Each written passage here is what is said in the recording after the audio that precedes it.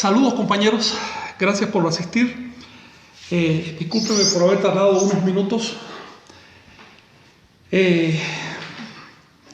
Trataré de basarme un poco en esta ponencia que tengo aquí. Si no puedo, bueno, pues más o menos me la sé de memoria, de manera que vamos para adelante. El tema de hoy me lo han preguntado varias veces en los últimos días. Y cuando coinciden las preguntas, pues eso me da a pensar que se trata de un tema que vale la pena tocar. Es el tema de los 5 soles. De hecho, es el tema de los soles. Se ha dicho tanto sobre eso que uno pensaría que no hay nada más que decir. Y sin embargo, cuando revisamos lo que se ha dicho y escrito sobre el tema de los soles, vemos que poco de eso tiene una base en las fuentes arqueológicas de Anahuac. Hay mucha fantasía. Así que en esta ponencia me quiero basar en lo que dicen las fuentes y voy a distinguir muy bien lo que dicen las fuentes literalmente de la interpretación que estoy haciendo para que ustedes se puedan orientar. Y voy a descartar la fantasía. No hace falta fantasear sobre el calendario de Anahuac, porque ya de por sí es suficientemente complejo, grande, exacto, perfecto, como para tener que añadirle cosas, ¿no? Generalmente cuando se añaden cosas al calendario de Anahuac no solo se falsea la verdad, sino que se le disminuye el alcance, se le disminuye el nivel. He visto muchas interpretaciones sobre este calendario que sirven a intereses modernos. Estaba recordando hace un rato aquellas 7 profecías mayas de un señor llamado Malcún, ¿no? Se llamaba, si mal no me acuerdo, Malcún, ya, que circularon hacia el 2012 desde un poco antes. Y me preguntaba, ¿pero qué necesidad hay de inventar profecías en Anahuac si la literatura de Anahuac está llena de profecías? ¿Qué necesidad hay de hacer profecías al gusto moderno, al gusto de las modas actuales, cuando son modas transitorias que dentro de poco ya no van a estar ahí?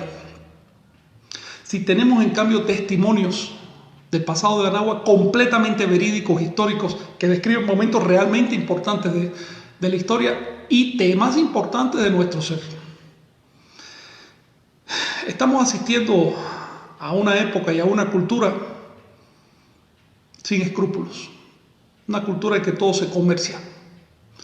Si hace falta inventarle profecías a los mayas, se le inventa profecías a los mayas para vender programas, para vender libros, para vender shows, como el del 2012. Y si esos inventos destruyen la realidad, no importa. Aquí lo que importa es el mercado. Así que tengan mucho cuidado cuando reciben información sobre el México antiguo, porque se está poniendo de moda y lo que se pone de moda ya saben que se desvirtúa y es posible que nos pasemos la vida rumiando cosas que no pertenecen a la realidad, no son parte de la realidad. También en las cuestiones culturales deben comprender un detalle. La cultura no es simplemente un saco lleno de cosas, no. La cultura es un tejido. Si tú dañas una fibra de ese tejido, dañas todo el tejido. Así que no se trata de vamos a meterle tal cosa importada de la India o más cual cosa importada de la nueva era, porque finalmente así se ve más bonito. No, cuando hacemos eso, estamos dañando todo el tejido de la cultura. La cultura anahuaca, la cultura mesoamericana se debe abordar como un todo para poderla entender y por otro lado se debe respetar como un todo. Me refiero, por ejemplo, a la tendencia que se ve desde hace unas décadas de importar doctrinas hindúes y hacerlas pasar como si fueran americanas. Aquí jamás hablaron de karma ni de reencarnación. Esas son ideas de la India, ideas bastante torpes además, ideas materialistas. Aquí tenían conocimiento del Nahual, que está en otro orden de visión. Para entender la propuesta cultural y filosófica y espiritual de Anahuac tenemos que elevarnos, no simplemente apelar a cositas menudas que ya conocemos. No se trata de usar a Anahuac como pedestal para treparnos. Anahuac es un altar. y a un altar vamos a sacrificarnos. Y el sacrificio en este caso consiste en darnos el trabajo de aprender, de estudiar, de practicar. Darnos ese trabajo rinde frutos. Para entrar en el tema quiero decirles que cuando los antiguos anahuacas y también los andinos hablaban de soles y hablaban de 5 soles, no se referían a astros, no se referían a estrellas, sino a ciclos de tiempo. ¿Por qué a los ciclos largos de tiempo, a los ciclos con contenido cosmogónico? Es decir, los ciclos que describían cómo se formó el universo, la tierra, la vida, el ser humano, la cultura, la historia. ¿Por qué a esos ciclos les llamaron soles? Aquí les voy a decir algo que es mi interpretación, que no viene en las fuentes. Yo pienso que les llamaron soles porque tenían una idea clara de que los soles nacen, crecen y de pronto estallan o se consumen de alguna manera y de sus cenizas salen otros soles. Y creían que estamos viviendo en el 5.º ciclo de formación de soles del universo. Esta es mi especulación sobre el hecho de por qué le llamaron soles a los periodos creativos. Entonces salgamos de la idea de que hay un sol ahí que de alguna manera están describiendo características del sol. No, los 5 soles se refieren al tiempo. Por otro lado, debo decirles que cuando hablamos de los 5 soles solemos pensar en los anahuacas. Y quienes viven en Sudamérica piensan en los andinos, porque los andinos también le llamaban a estos periodos los 5 soles. Recuerden que las civilizaciones de Anáhuac y del Tahuantinsuyo, que es de Sudamérica, tenían un origen común y tenían grandes intercambios desde el punto de vista intelectual y cultural en general. De manera que encontramos cosas muy similares en ambas civilizaciones y una de ellas es el tema de los 5 soles. Insisto en esto porque la incomprensión del tema de los 5 soles ha generado al menos 2 mitos modernos a los que me voy a referir dentro de un momento. 3 de hecho.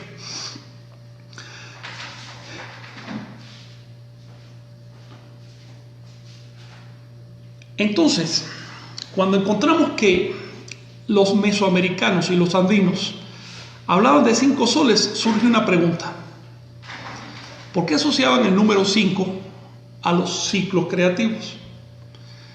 Para responderla tenemos que hacer una incursión en la mitología universal y descubrimos que ese número aparece en toda la Tierra para referirse a los ciclos creativos. Por ejemplo, en la India se habla de los 5 manvántaras o humanidades, y cuando dicen humanidades no se refieren a humanidades en el sentido de Homo sapiens, sino a etapas creativas. Esa enseñanza se ha importado hacia Occidente con el nombre de las 5 razas, aunque no es un nombre que ya no funciona después que la palabra raza se desvirtuó. Pero siguen hablando de 5 etapas creativas y se dice que estamos en la 5ª.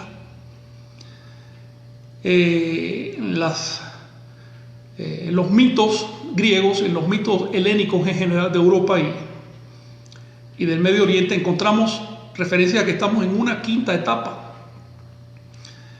Y si nos vamos a toda la Tierra vamos a encontrar lo mismo. El momento actual se relaciona con el número 5. De manera que el tema de los 5 soles que aparece en Mesoamérica no es un tema aislado, no es que se lo inventaron, no es un capricho cultural. Estaban reproduciendo los anahuacas un concepto universal. Vamos a tratar de entender brevemente ese concepto. ¿Por qué relacionamos el momento presente con el número 5? ¿Y por qué nos colocamos a nosotros mismos en una 5ª etapa creativa? Esto se debe a la característica del número 5, a la virtud del número 5. Los antiguos representaban el 5 de esta manera. Colocaban 4 puntos en cuadro y el 5º en el centro. Era pensamiento cíclico, no pensamiento lineal. En el pensamiento lineal que tenemos hoy, si te hablan de 5, tú te imaginas 5 unidades en línea sin más organización, pero los antiguos le daban organización a los números. Era una organización basada en su simbolismo ancestral que no vamos a estudiar hoy, pero que tiene una fuente psicológica. Hombre, el 5º punto representa el centro. Por lo tanto, el aquí y ahora. No ha habido ninguna cultura de la Tierra que se coloque a sí misma en un sexto punto o en un cuarto punto. Siempre en el centro.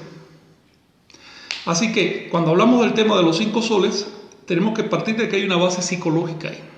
La base de que nos sentimos en el centro de la existencia. ¿Por qué? Porque cada uno de nosotros vive en una burbuja perceptual, esférica. El alcance de los sentidos es radial, es para todos lados. Para todos lados tenemos el mismo alcance, tanto de los sentidos físicos como de la mente. Es radial, por lo tanto tenemos la sensación de estar en el centro. De hecho,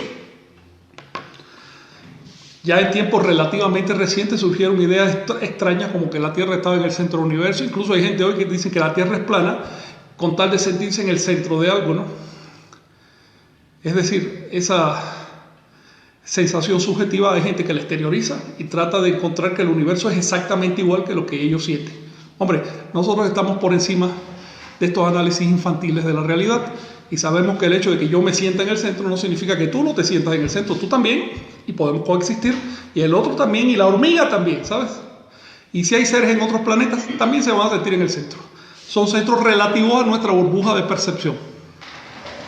Entonces, esa sensación de sentirse individual y culturalmente en el aquí y ahora, en el centro de las condiciones, a la idea del quinto sol, de la quinta raza, o como ustedes le quieran llamar según el lenguaje filosófico que tengan, o el lenguaje cultural.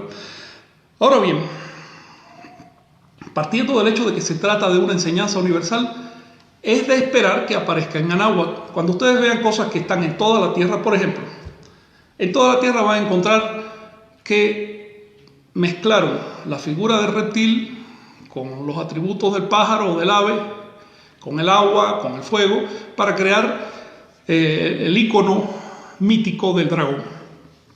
Así que van a encontrar dragones entre los vikingos, entre los egipcios, entre los chinos, sumerios, en toda la Tierra, por supuesto, en Norteamérica, en Sudamérica. Incluso si no hubiera quedado representado el dragón en Mesoamérica, ustedes deberían sospechar que existe. Y esa sospecha debería indicarles hacia dónde investigar, por dónde investigar. Y lo encontrarían. ¿Ven? Si en toda la Tierra el ser humano desarrolló, por ejemplo, el habla para comunicarse, bueno, sospechen que en Mesoamérica también se comunicaban. Si en otras partes hubo lengua, sospechen que aquí había lengua. Es decir, hay elementos comunes a la humanidad que aparecen en Anáhuac. No, los anahuacas no eran seres extraños, eran seres humanos normales. Entonces participaban de los elementos comunes a la cultura humana. Uno de ellos es el tema del quinto sol. Hago insistencia en esto por lo siguiente. Les voy a mencionar estos 3 mitos de desarrollo moderno. Uno es un mito moderno que se atribuye a los Hopis. No estoy diciendo que sea un mito Hopi. Los Hopis son un pueblo de Norteamérica que tomaron mucho fama hace unas décadas debido a que un periodista y después varios continuadores escribieron cosas sobre ellos. Cada vez era más fantasioso, más fantasioso. Se buscaron un informante real o falso, quién sabe cómo era ese señor, que empezó a decir todo lo que se le ocurría sobre el pasado. Lo vi una vez tratando de leer unos petrograbados ahí en unas piedras, me quedé frío. Esos relieves hablaban claramente de un fenómeno astronómico de gran importancia. El señor que estaba, el informante, no vio el fenómeno, se puso a hablar, interpretó que esos astros eran ovnis, así se pueden imaginar ustedes. Y ese mismo señor dice que para ellos no existe un quinto sol, ellos están en el cuarto sol. Falso, se lo discuto. Si hubiera estudiado ese señor su tradición, la tradición de su pueblo, sabría que los Hopis también, como todos los demás, están viviendo en la quinta etapa de la humanidad. Lo mismo se dice de los mayas. Hay personas que se han leído el Popol Vuh y dicen, oye, aquí solo veo 4 etapas, así que los mayas estaban en la 4ª etapa. Un momento, lee con calma. Porque a lo mejor estamos esperando que salga una rellamada que diga, aquí empezó la 5ª etapa. Eso no lo vas a encontrar. En cambio, si leyeran con atención, verían que en la página 50, en la parte de atrás, 50b, dice, Popol Vuh. Hubo 5 cambios y hubo también 5 generaciones de seres humanos desde que comenzó la luz, desde que comenzaron los pueblos, desde que comenzó la vida y la formación de seres humanos. Así que esta idea que circula hoy entre los mayas, una idea importada de intérpretes ajenos a los mayas, intérpretes que no han estudiado correctamente las fuentes mayas, es falsa. Los mayas, como los demás pueblos de Anáhuac, se concebían en un quinto sol. Y la prueba de ello son las estelas de cuenta larga, es decir, las estelas que describen la formación del universo. Claramente esas estelas están estructuradas en paquetes de 5 eras, 5 paquetes temporales. El asunto es aprender a leer esas estelas y el asunto es no sacar una conclusión de la falta de información. Recuerden, si no tienen información, no saquen una conclusión. Esperen a tener toda la información. Si alguien está dando conferencias sobre mayas y no sabe bien de qué se trata, más vale que él diga yo no sé bien o que no dé las conferencias. ¿Ven? Pero ponerse a dar conferencias a partir de la ignorancia aumenta la ignorancia y lo peor, destruye los vestigios de la cultura. Y volviendo al tema con el que empecé, aquellas 7 profecías mayas tuvieron un efecto catastrófico sobre la cultura maya. Desde entonces no sé de ningún estudiante que se haya dedicado a traducir las auténticas profecías mayas porque tienen miedo que se les asocie con el show y con la payasada del 2012. ¿Ven? Así que una unidad cultural falsa desplazó a la verdadera y puede terminar destruyéndola. Vamos entonces a centrarnos en qué cosa es un sol. Quiero decirles que si buscamos en las fuentes náhuatl, vamos a ver que la palabra sol, bueno, aparte de referirse al sol, obviamente, en el sentido calendárico, la palabra sol tiene varios significados. Se aplica a duraciones diversas. Por lo tanto, lo primero a entender al estudiar el tema de los 5 soles es que no se trata de un solo tipo de sol. Hay muchos tipos de soles. Sol solo significa duración con contenido cosmogónico. Es decir, duración larga, duración creativa. Eso es un sol. Y hay muchos tipos de soles. De hecho, hay soles, en las fuentes de Anáhuac se mencionan soles desde 23 años de duración hasta 102.000 años de duración. Ese es el espectro que abarcan los soles. Si estudiamos el calendario se deduce que hay soles todavía más largos. Así que la palabra sol en realidad solo significa ciclo. Cuando tú dices ciclo, tú tienes que definir con un apellido a qué tipo de ciclo te refieres, porque si no queda demasiado abierto. Y lo mismo pasa con la palabra sol. Tratemos entonces de definir los tipos de soles. Les mencionaba que en las estelas mayas ocasionalmente aparecen cuentas muy largas, cuentas de millones de años. Las cuentas más largas aparecen en 2 estelas de la ciudad de Cobá, seguidas en duración por una inscripción del Códice de Dresden y otras estelas que han aparecido. Allí vemos ciclos tan largos que en el caso de las estelas de Cobá son millones de veces superiores a la duración que hoy le dan los científicos al universo. Es decir, hablamos en las estelas de Cobá de ciclos de cuatrillones de años. De manera que encontramos soles tan enormes que se hace muy difícil entender a qué se refieren. Un sol que mide 28.000 cuatrillones de años, tú dices, ¿y esto qué? El universo cabe 2 trillones de veces ahí. ¿A qué se estaba refiriendo? Para poder entender un poco y acercar un poco a nosotros esta cosmovisión, nos vamos a referir en esta clase a un tipo de sol que podemos calificar de histórico, porque habla de lapsos históricos y que tiene un origen astronómico.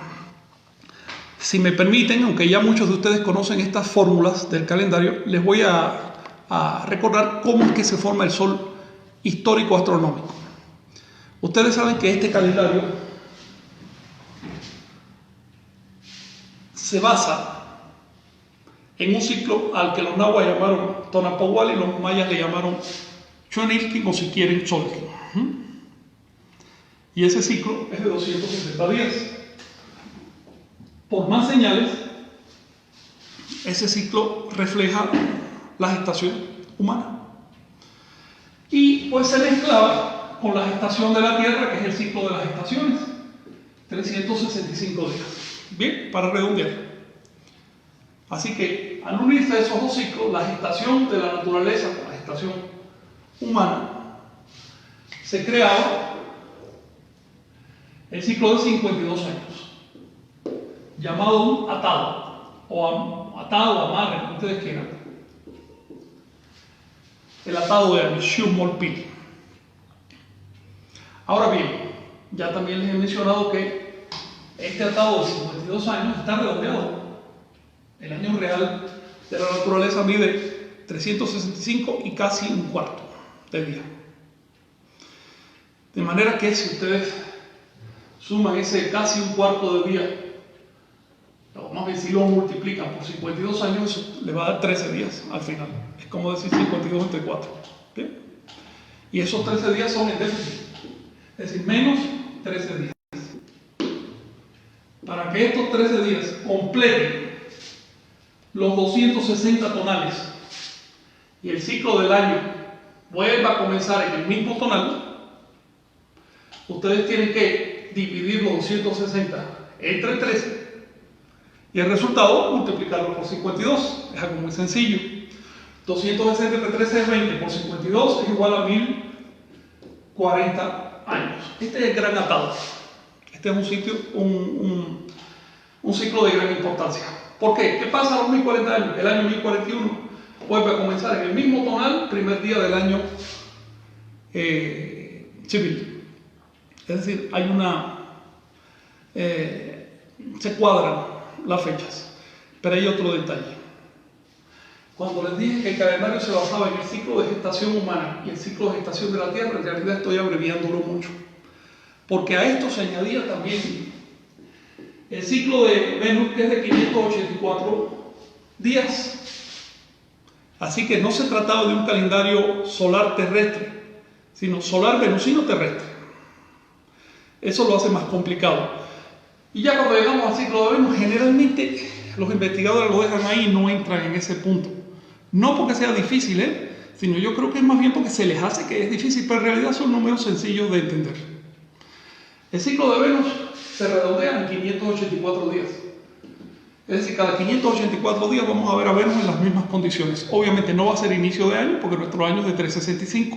Por lo tanto, tienen que pasar 8 de nuestros años para que se completen 5 años venusinos. Dicho de otra manera, 584 por 5 es igual a 365 por 8. Así se cuadran los años de Venus y la Tierra. Así que a los 8 años hay una alineación con Venus, pero hay un detalle.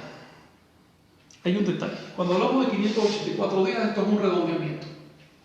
El ciclo de Venus en realidad es de 583.92 días. ¿Ven? Y este déficit se va acumulando. Y a los 1040 años ya son 52 días en déficit. A los 1040 años. Por lo tanto, se repite la pregunta: ¿cuántas veces tienen que pasar 1040 años para que este déficit complete los 260 tonales y el ciclo de Venus comience en el primer tonal? Bueno, 260 entre 52 y el resultado por 1040. 260 entre 52, 5 por 1040, 5200 años. Esto es un sol astronómico, tonal. La duración de 5200 años. ¿Ok? ¿Está bien así? ¿Se entendió? Bueno. Entonces, tú te das cuenta que cada ciclo se va formando sucesivamente. Cada ciclo se va formando por déficits. O a veces por exceso también. Es decir, si no cuadran dos cuentas, hay que esperar hasta que cuadren. Vamos a salir entonces de esta idea occidental cristiana de que si las cuentas no cuadran, hay que estirar el día para que cuadre. No hay un estirado de 6 horas en este calendario. El año no se estira, el día no se estira, nada se estira. ¿Ok? Al contrario, si hay un descuadre, se aprovecha. El primer descuadre ese que da origen al Tonopobali. Ahí tú tienes 20 signos, pero en vez de buscarse los 20 números de la veintena, se buscaron solo 13. ¿Para qué? Para que hubiera un desfase. Si no hubiéramos tenido una diferencia entre el 20 y el 13, no subiría el 260. Entonces, olvidémonos de esto de que el año se estira en 6 horas. Esto es un cuento moderno, además un cuento que para nada tiene que ver la fuente de Anahuac, ningún mexica, ningún maya dijo una cosa así. Y por el contrario, lo que dice la fuente es que esa diferencia que se va acumulando, pues sirve para crear un ciclo superior. Así que tenemos el ciclo del año, después el ciclo de 52 años, que es el atado, después el ciclo de 20 atados, que son 1040 años, y después 5 grandes ciclos de estos, que son 5200 años, conforman un sol. Ahora bien, los anahuacas fueron de los primeros pueblos en la tierra, si no el primero, que consiguieron representar el ciclo de deriva de las estrellas. Las estrellas dan una vuelta aparente en torno a la Tierra, aparente, cada 26.000 años. Obvio, quienes piensan que la Tierra es plana van a decir que esa vuelta es literal, que todas las estrellas se pusieron de acuerdo para dar vuelta a la misma vez en 26.000 años y punto. Luego, el universo es así, es cortito. Hombre, las estrellas están a millones de años luz, algunas de ellas, las galaxias están a millones de años luz, de manera que no pueden completar un ciclo en 26.000 años. Ese ciclo de 26.000 años se llama ciclo de precesión de los equinoccios, porque si lo marcas en un equinoccio o en lo que tú quieras, un solsticio, un paso cenital, en lo que tú quieras. Paso nadidar, paso del nadir, para que sea más claro. Si lo marcas por ese fenómeno astronómico, vas a ver que va a ir retrocediendo, se va a ir quedando corto. El ciclo natural va a ir excediendo el cálculo de la fecha. De manera que se llama ciclo de precesión del equinoccio porque el equinoccio se queda corto. La fecha sideral se va extendiendo con respecto al equinoccio y se extiende en un año completo cada 26.000 años. Es decir, que hace una vuelta completa cada 26.000 años. Este ciclo lo relacionaron con los soles, hay evidencia de que se hizo. No hay ninguna fuente que diga relacionamos el ciclo con el ciclo de Pascual, porque ni siquiera usaban los términos que usamos hoy. Yo les estoy usando términos en español, modernos, para que se entienda. Usaban otros simbolismos. Estos dos ciclos se relacionaron de manera que hay que esperar que pasen 5 soles para completar los 26.000 años del ciclo de precesión de los equinoccios. 5 soles. Y aquí encontramos el origen del quinto sol desde el punto de vista astronómico. Así que no solo hay una necesidad psicológica de colocarnos en un quinto punto, es el punto del ser humano, se llama así en el simbolismo universal, sino también hay una necesidad astronómica de estructurar los soles en paquetes de 5. Por eso el jeroglífico que identificaba, el jeroglífico que identifica la presencia de Venus en el calendario es este. El pentáculo. El pentáculo. Para empezar, si ves a Venus aquí en un momento dado, a la próxima lo vas a ver a los 500, a ver, 1, 2, 3, lo vas a ver aquí. 1, 2, 3, después aquí, y así sucesivamente se cubren los 5 puntos. De manera que el pentáculo llega a ser el emblema de Venus dentro del calendario, y esto incluso llega hasta el ciclo de precesión de los equinoccios por lo siguiente. Lo que les voy a decir ahora es especulativo.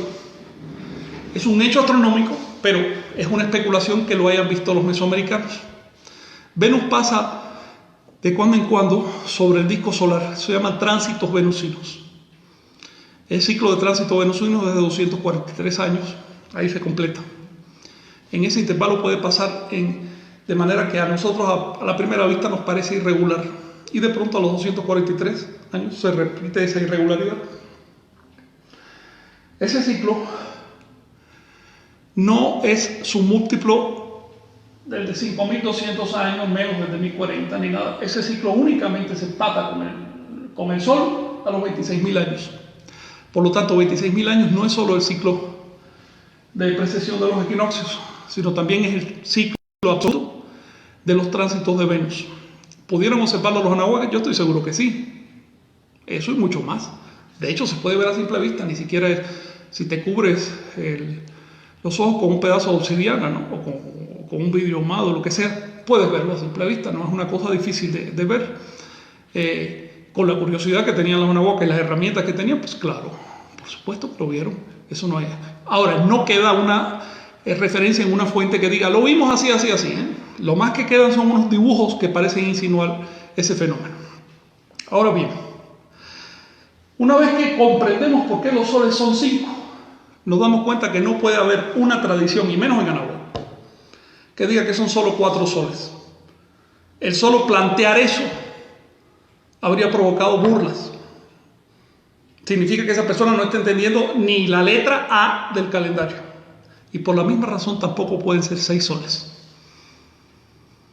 Así que salgamos de ese tercer mito moderno que se ha creado, se ha ido creando desde, ¿qué será? Desde los 90 para acá, de que hay 6 soles. No. Salgamos de la idea cristiana de que después del 5 viene el 6. Después del 5 no viene el 6 en un calendario cíclico. Después del 5 viene otra vez el mismo ciclo.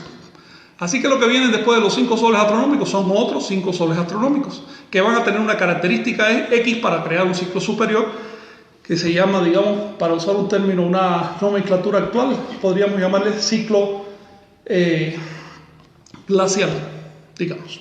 Bien, pero en ese asunto no me voy a meter ahora porque requeriría que sacara las cuentas mayas y la verdad es que necesitaría proyectar aquí. Pues bien, otra cosa que les quiero decir es que este conocimiento era anahuaca en general.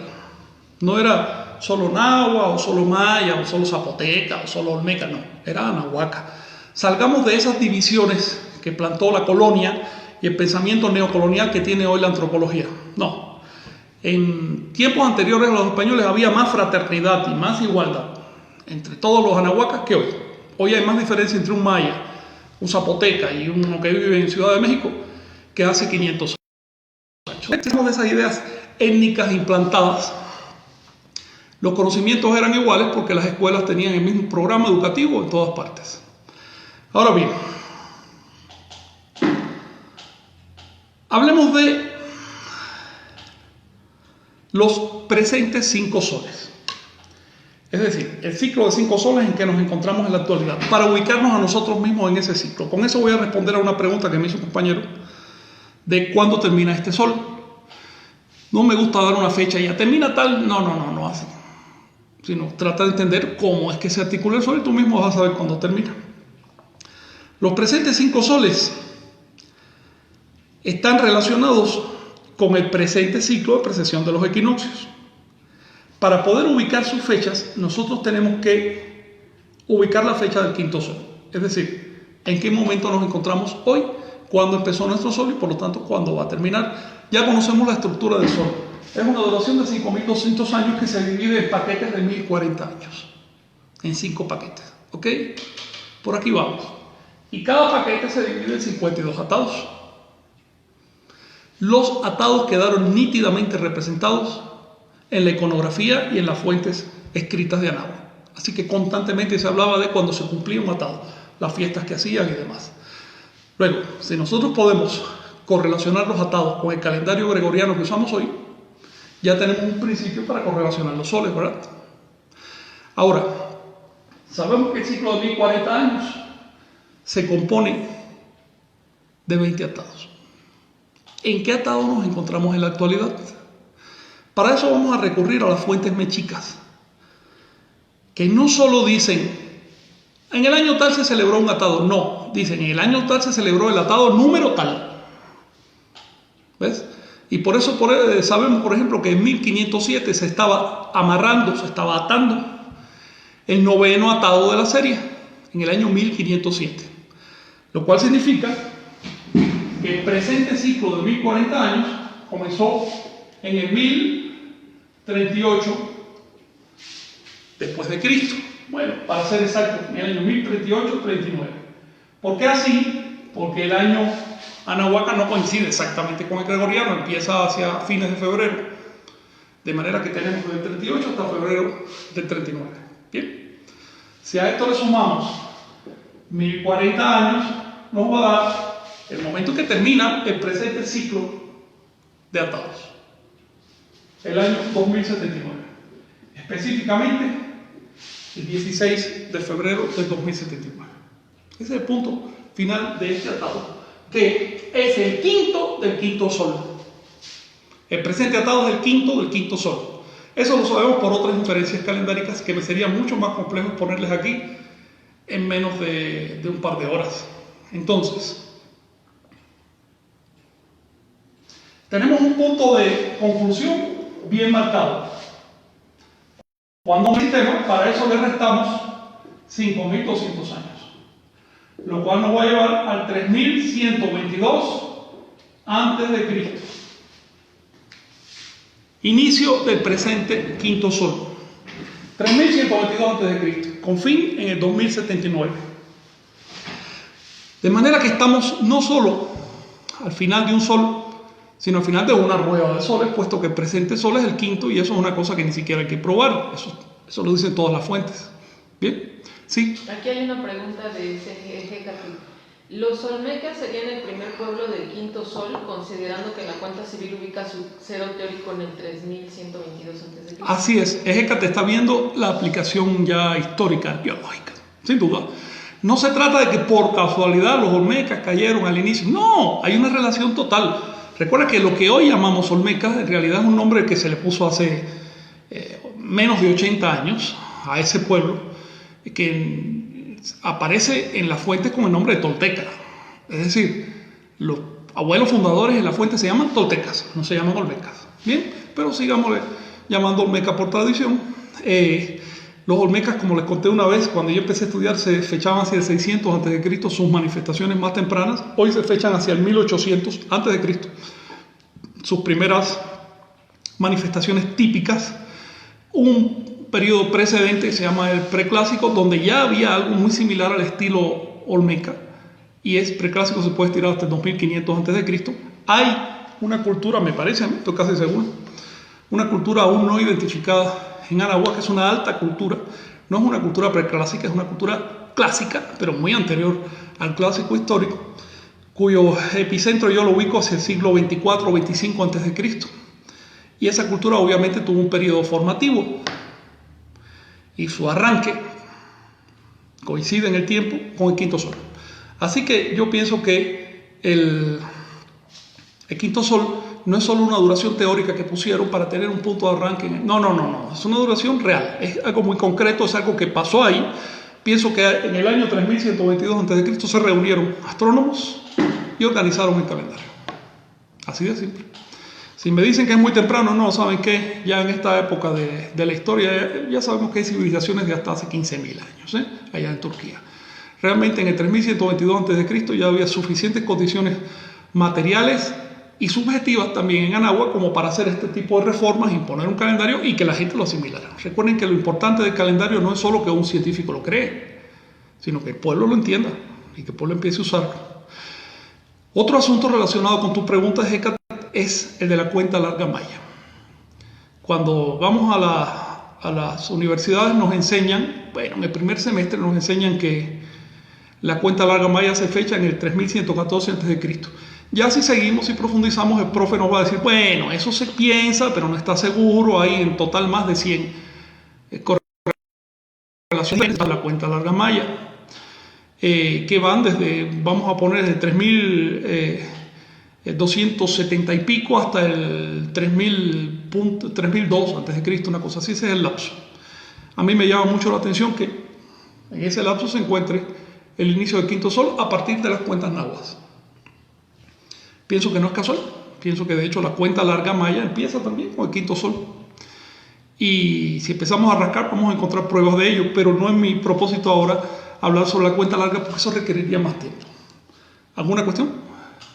Bueno, aquí ¿Sí? hay un comentario de Ricardo Díaz. Ajá. Y yo tengo una pregunta. Sí. Mira, él dice, los cambios del sol ya se están sintiendo. Hubo una tormenta de lluvia con un aire de alrededor de 80 millas por hora hace 10 días en el área del estado de Iowa e Illinois. Estas tormentas se les llaman derecho en inglés y en español. Dice que manejó por ahí por los campos y el maizal estaba todo planchado, pero con la raíz. Mi pregunta es que si estos cambios de ciclo también tienen que ver con fenómenos naturales, ¿no? Digamos que climáticos. ¿Quién etcétera. pregunta? Yo te pregunto. Tu pregunta, ya. Por este comentario. Perfecto. Mira, para ambos.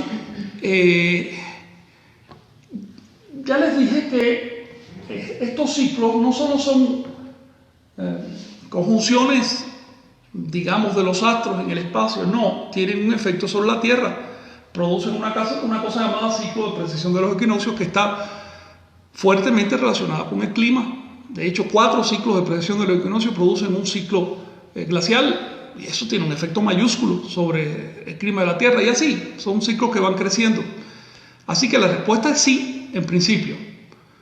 Por supuesto que un calendario basado en fenómenos astronómicos y no en caprichos culturales, como el cristiano. No, un calendario basado en fenómenos astronómicos de alguna manera va a ir reflejando esos fenómenos.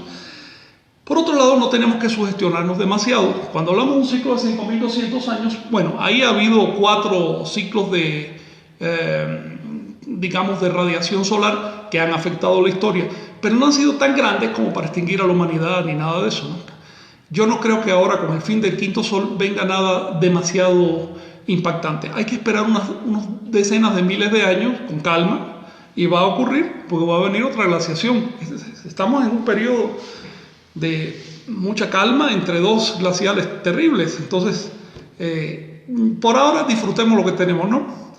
Entonces, si nosotros ubicamos el inicio del quinto sol en el 3122 a.C., el primer sol de la presente serie habría comenzado en el 23.933 a.C., que fue el momento precisamente en que se formó el puente de Bering, uno de los momentos en que se armó el puente de tierra que permitió la entrada masiva de animales y personas de Asia a América y de América a Asia también, porque muchos animales migraron de América para Asia. El poblamiento masivo de humanos empezó a darse ahí hace unos, ¿qué será?, 25.000 años, cosas así. El segundo sol histórico comenzaría en el 18.722 a.C. Quiero decirles algo, y esto es bastante especulativo, pero por otro lado se basa en las fuentes de Anáhuac. Las fuentes dicen que por entonces surgió una cosa que llaman la civilización, la cultura, el pueblo de Aztlán, o para decirlo en náhuatl, de Aztlán. Mi interpretación de lo que dicen las fuentes y por el modo como lo describen es que Aztlán es el recuerdo de pueblos que vivieron en las zonas costeras de la Tierra. Recuerden que durante el periodo glacial el centro de los continentes estaba muy frío y seco. De hecho, tenían gruesas costras de hielo las montañas, de manera que no se podía vivir muy lejos de las costas, no era cómodo. Por lo tanto, la gente se concentraba en las costas, y si hubo cultura en esa época, o alta cultura o incluso civilización, es costera. Todas esas regiones están hoy bajo el mar, hasta 130 metros de profundidad, porque eso fue lo que se ha derretido el glacial, eso es lo que ha subido la columna de agua en los océanos. De manera que yo pienso que sí, que Aztlán es el recuerdo de una civilización, o por lo menos de una alta cultura costera que hoy está sumergida. El siguiente sol, el tercero, comenzó en el 13.522 a.C. y entonces ocurre un fenómeno curioso. Cerca de por ahí se extingue la fauna mayor. La humanidad de aquella época estaba acostumbrada a comer carne en cantidades cuando querían. Salían a cazar y había animales del tamaño de edificios, literalmente. Y de pronto todo eso se extinguió, sobre todo en América. Se conservó un poco de fauna mayor en África, algo en Asia, pero en América prácticamente desapareció, solo quedaron los búfalos. De manera que cambió muchísimo, cambiaron las costumbres. Entonces es cuando comenzamos a ver los experimentos agrícolas. Se nota, se percibe que fue porque cambió la dieta. No podían ya comer carne lo suficiente y había que complementar con vegetales y demás. Y bueno, todo el mundo en esa época sabía que si tiras una semilla crece. Lo que pasa es que a nadie se le ocurría hacer un campo sistemático porque no era rentable. Y de pronto ya empezaron a cultivar. Un sol después, hacia el 8.322 a.C., surge arqueológicamente el maíz. Es decir, la arqueología ha mostrado que por entonces empiezan a aparecer los primeros maíces. Recuerden que el maíz no es una planta natural, es una planta artificial. Requiere un tiempo de siglos o quizás milenios de confección. Lo cual indica que cuando surge el maíz ya había un tiempo que lo estaban cultivando, pero de manera menor. De pronto ya lograron una variedad muy buena y el maíz pasó de ser un cultivo local, de huerta, una cosa así, a grandes extensiones, y cambió muchísimo la forma de vida humana. Porque una vez que tú tienes plantaciones de maíz, tienes que hacer una ciudad cerca de ellas para protegerlas. Y la gente empieza a vivir de manera sedentaria, lo cual disminuye la calidad de vida por un lado, pero por el otro aumenta los índices de la cultura. Pues hay más gente, hay consumos, hay personas que pueden dedicarse a pintar, a escribir, a contar historias. Entonces cambia mucho la cultura. Luego tenemos el comienzo del quinto sol hace unos 5.000 años, lo cual indica que ya se está acabando. La característica del quinto sol es que desde su origen comenzaron a aparecer civilizaciones en toda la Tierra. Surgieron 7 civilizaciones madres, que son en este orden y hasta donde sabemos hoy, porque esto puede cambiar. La de Mesopotamia, la de Egipto, la de China. No, Mesopotamia, después Tahuantinsuyo, en los Andes. Ahora la arqueología ya estiró las primeras construcciones de ciudades y pirámides así de piedra y cal y canto hasta el 3500 a.C. Eso significa que Mesopotamia, después Tahuantinsuyo, después Egipto, después China, después la India, después Creta. No hay que menospreciar la cultura cretense porque fue una civilización completamente autónoma, con escritura propia, religión propia y todo. No le robó nada a nadie, no le copió nada a nadie. Generalmente se olvida, es una de las grandes civilizaciones. Y finalmente la de Mesoamérica, Anáhuac, que se calcula que comenzó con los olmecas hacia 1800 a.C. Pero mi sospecha es que si se hacen las excavaciones apropiadas, la cultura de Anáhuac se va a estirar hacia el 3000 a.C. Así que es posible que sea también una de las primeras civilizaciones madres de la Tierra. Este es el legado del quinto sol. Esto fue lo que ocurrió en el quinto sol. Obviamente, si el quinto sol dura 5200 años, el quinto sol astronómico, comenzó en el 3122, va a terminar en el 2079. Será, según la ecuación de Tenochtitlan, será el 16 de febrero. Al día siguiente comenzará el primer sol de una nueva serie de 5. Ahora, esto significa, les voy a hacer una cuentecita aparte, y disculpen tantos números, pero es que es necesario. Si a 2079 les resta 52 años, eso te va a dar 2027, lo cual significa que en el año antes, 2026, que se va a llamar 1 con E, con la nomenclatura postclásica, termina el atado y comienza otro en el 2027. Por lo tanto, hoy nos encontramos viviendo en el penúltimo atado del quinto sol. En el penúltimo. El que va a comenzar en el 2027 va a ser el último y va a sellar la cuenta. Y con esto entramos en un tema que me han preguntado varias veces, pero para responder ese tema necesitaba hacer las cuentas porque de otro modo no se comprende de qué estoy hablando. Y es cómo se comportan las profecías. La pregunta generalmente que me hacen, las profecías mayas, cómo se comportan con respecto al fin del quinto sol. Para eso quiero decirles que pensar en profecías mayas es un equívoco. Hay profecías toltecas, profecías anahuacas, que eran compartidas por los mayas y por todos los demás. Así que las profecías son una consecuencia natural de este calendario, porque ustedes saben que el calendario es cíclico. Eso significa que si estamos, por ejemplo, en esta fecha, hoy, y vamos en el ciclo hacia atrás, también ocurrió hoy. En el ciclo hacia adelante también podrá llamarse igual. Y si esta fecha, debido a la expectación del tonal, tiene determinados atributos, esta también y esta también, los anahuacas entonces dijeron, bueno, si aquí ocurrió tal cosa, bien, y yo veo que eso se repite cada vez que llegue ese ciclo una y otra vez, y vuelve a repetirse hoy, bueno, por supuesto que es lo más probable que se repita en el futuro, ¿ven? Pero digamos que aquí tenemos otro ciclo bordado que le va a dar un matiz X, una diferencia. En eso consisten las profecías anahuacas, son profecías derivadas del calendario. Pensar en profecías mayas es desconocer que el calendario era de todo el anáhuac, no solo de los mayas. Lo que pasa es que la mayor parte de las profecías se conservan en documentos mayas. Y esto tiene una causa. No es porque los mayas tuvieran más aprecio por las profecías que los nahuas, sino porque los mayas consiguieron independencia durante mucho más tiempo que el resto de los pueblos. Tengan en cuenta que el último estado maya vino a claudicar frente a la colonia en el año 1697. Es decir, tiempo más que suficiente para escribir cosas, para darse cuenta que se estaba perdiendo la cultura, entonces hacer apuntes. Surgieron unas libretas llamadas libros de Chilambalán, que son apuntes de sacerdotes que No que, bueno, a ver, me está destruyendo el monumento, pero por lo menos lo que dice el monumento lo voy a apuntar aquí. Y por eso es que se conservan muchas profecías a través de los documentos mayas, y entonces uno asocia las profecías con los mayas. Pero recuerden, son anahuacas, son profecías toltecas. Los mayas no habrían aceptado, los mayas de aquella época, no habrían aceptado que se hablara de profecías mayas, porque eso hubiera sido arrogante, eso hubiera sido injusto con el resto de los pueblos. Profecías toltecas conservadas afortunadamente por los mayas y se comportan de la siguiente manera. Miren, estamos hablando, aquí les puse el ejemplo de un ciclo X y otro ciclo que lo borda, pero digamos que hay otro y otro más. Se trata de un montón de ciclos que van creando corchetes, paréntesis, que van creando un bloque dentro de otro bloque.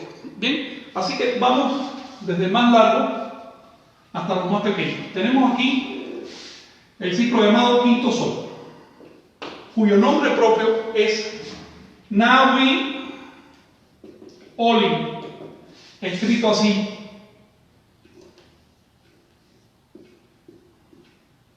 Significa 4 movimientos. Este es el signo de movimiento. Bueno, muy estilizado. Nota, Olin se escribe con una sola L, no con dos. Cuando lo vean por ahí escrito con dos, esto es una incorrección. Olin, una sola L, es apócope del verbo olina, que significa mover. Movimiento viene de olina.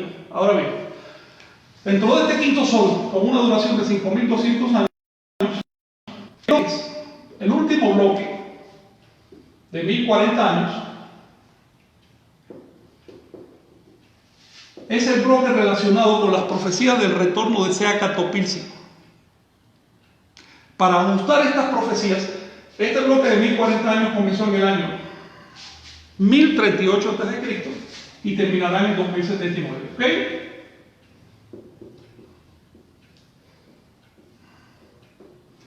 Recuerden que termina aquí porque es un par de meses después de comenzado el 2079, pero en total son 1.040 años.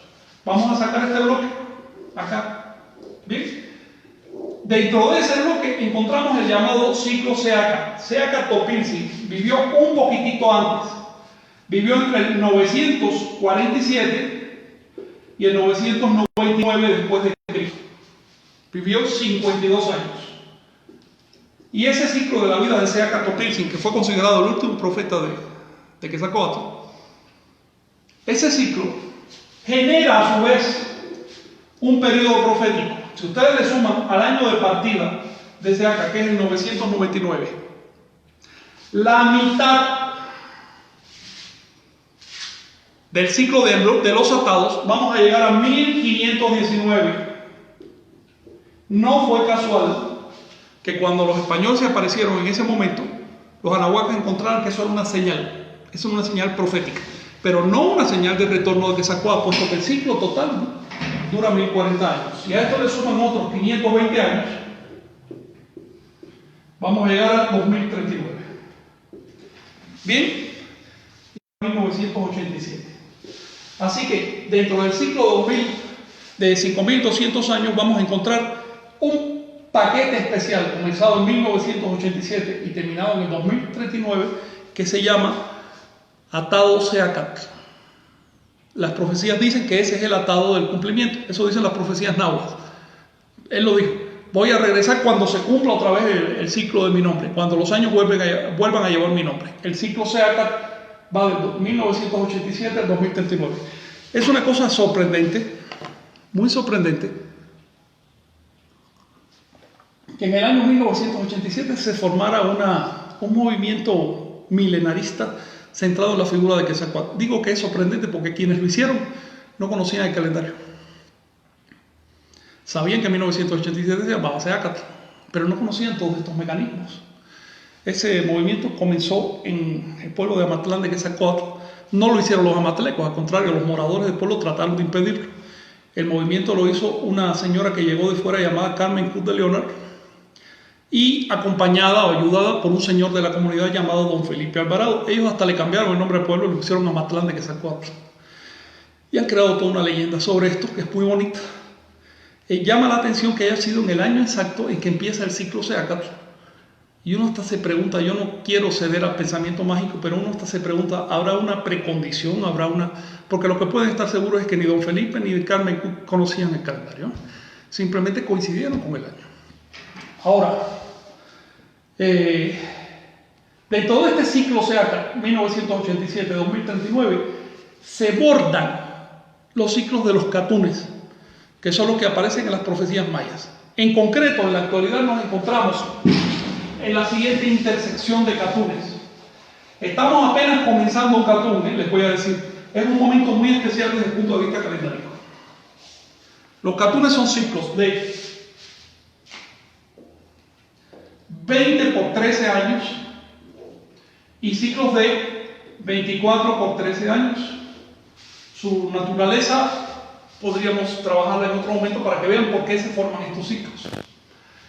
Estos ciclos entonces van haciendo ochos, se van, hay momentos que se juntan, otros momentos se separan, etc. En el momento actual, nosotros acabamos de terminar el catún 4 ajau. Vamos a ponerle ajau. Catún 4 ajau del ciclo 20, que se extendió del 2000, de agosto del 2000 al 2020.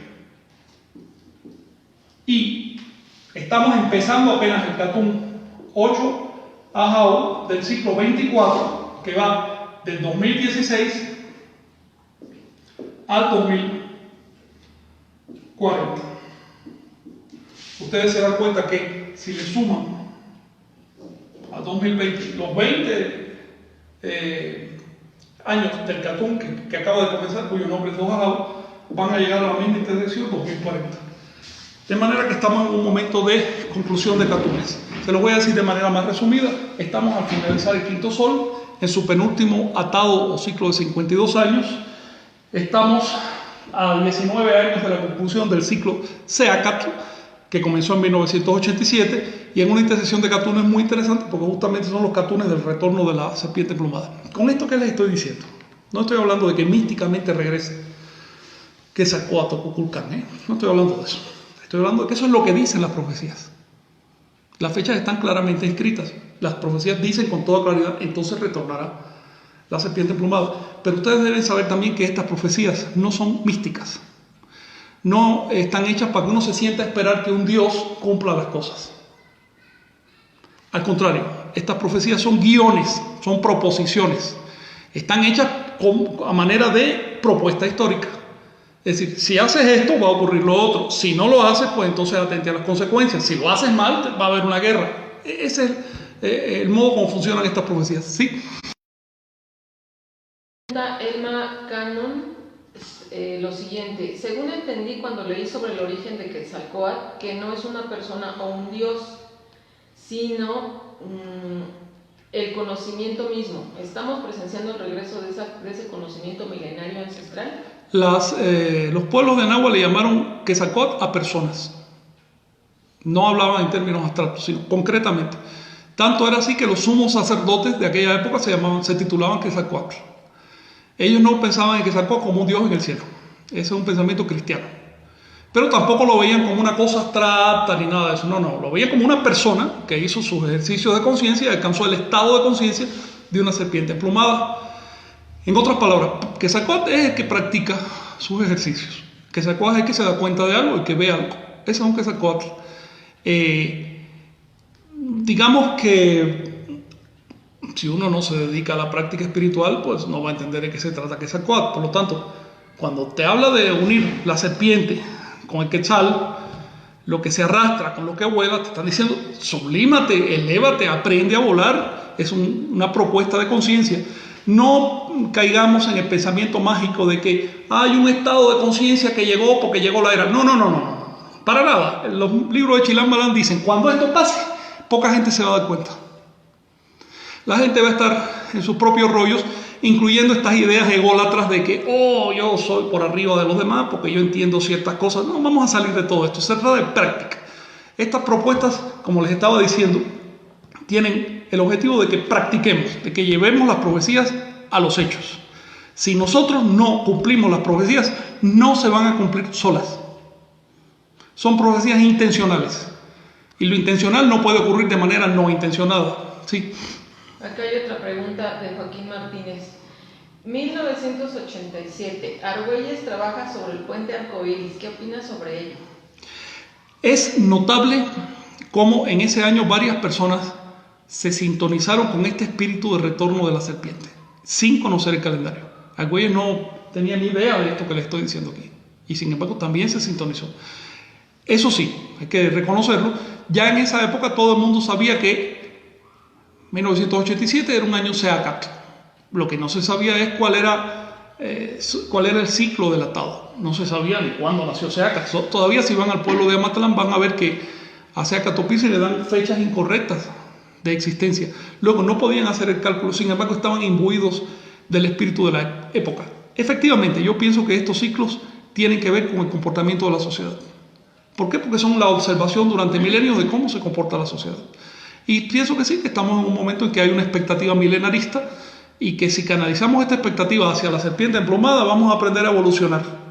Si nos quedamos pensando que por ahí va a venir un tipo con pluma en la cabeza, ¿sabes qué? Esos pensamientos cristianizados, vamos a quedarnos donde mismo estamos, ¿sí?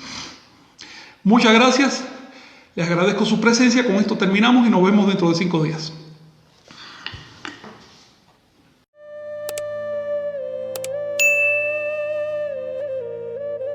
Suscríbete y activa la campanita para recibir las notificaciones.